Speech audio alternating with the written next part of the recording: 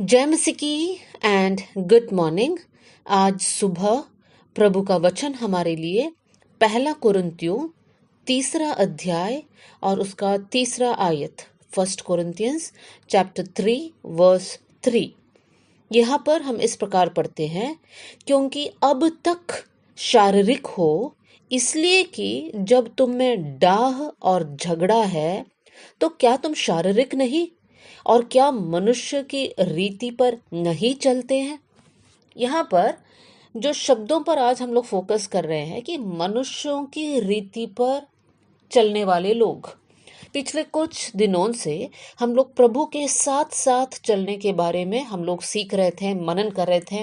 कैसे नूह प्रभु के साथ साथ चला, कैसे हानोक प्रभु के साथ साथ चला, कैसे अब्राहम प्रभु के साथ साथ चला, और इन लोग सब प्रभु के साथ साथ चला और इसलिए उनका जीवन बहुत आशीषित रहा। और हम लोग सब यही बात को सीख रहे थे कि हम सबको परमेश्वर के साथ साथ चलना है। लेकिन हमें इस बात पर भी ध्यान देना है कि प्रभु के साथ साथ चलने का मतलब है आत्मा के अनुसार चलना, और आत्मा के अनुसार चलने का मतलब है शरीर के अनुसार नहीं चलना।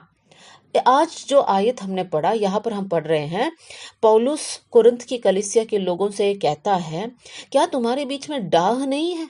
क्या तुम्हारे बीच में झगड़ा नहीं है? इसका मतलब तुम शारीरिक हो और तुम मनुष्यों की रीति पर चलते हैं। देखिए मेरे प्रियो, अगर हमारे बीच में डाह, झगड़ा, ईर्ष्या, इस प्रकार के पाप है तो हम आत्मा के अनुसार नहीं चल रहे हैं, बल्कि हम शारीरिक होकर मनुष्यों की रीति के अनुसार हम चल रहे हैं। आज हमें चेक करना है मेरे प्रियो, अपने जीवन को जांचिएगा। क्या आपके अंदर लोभ है? क्या आपके अंदर एक स्वार्थ स्वभाव है? क्या आपके अंदर डाह है, ईर्ष्या, दूसरों के साथ झगड़ा करने का एक स्वभाव, नाराज होकर बैठने का एक स्वभाव, जल्दी क्रोधित होना, क्या ये सारी बातें हमारे अंदर है? तो दुख के साथ बताना चाहती हूँ, तो हम लोग प्रभु के साथ साथ नहीं चल पाएंगे, क्योंकि हम लोग शरीर के अनुसार चल रहे हैं। बाइबल में से एक घटना आपके सामने रखना चाहती हूँ। काइन और हाबिल के बारे में हम जानते हैं। काइन और हाबिल दोनों प्रभु के सामने बलिदान को लेकर आते हैं। परमेश्वर हाबिल से प्रसन्न हुआ, लेकिन काइन से प्रसन्न नहीं था। काइन के अंदर डाह उत्पन्न हुआ कि कैसा मेरा भाई का बलिदान प्रभु ने स्वीकार किया, और हम जानते हैं वो डाह उसके अंदर बढ़ गया और वो अपने भाई से नफरत करने लग गया। वो नफरत इतना बढ़ गया कि इन द एंड हम जानते हैं काइन अपना भाई हाबिल का हत्या कर देता है। मेरे प्रियो, एक छोटी भावना पर अगर काइन ने काबू पाया होता या फिर काइन सुधर गया होता, मन फिराया होता, तो इतनी बड़े पाप में या प्रभु से वो दूर कभी नहीं जाता। तो आज हमें भी हमारे जीवन में चेक करना चाहिए। हम लोग सोचते हैं ये तो छोटी सी एक भावना है, कोई बात नहीं, इस प्रकार हम लोग नजरअंदाज भी कर सकते हैं, लेकिन वो हमारी आत्मिक जीवन के लिए बहुत खतरनाक है। हमारे जीवन में हमें चेक करना है, क्या मेरे अंदर कोई डाह है? क्या मेरे अंदर कोई लोभ है? क्या मुझे ऐसा फीलिंग है मुझे और चाहिए और चाहिए और चाहिए, लेकिन मैं किसी को मदद नहीं कर रही हूँ, किसी को दे नहीं रही हूँ? अगर ऐसा स्वभाव हमारे अंदर है तो मेरे प्रियो, हम लोग प्रभु के साथ साथ नहीं चल पाएंगे।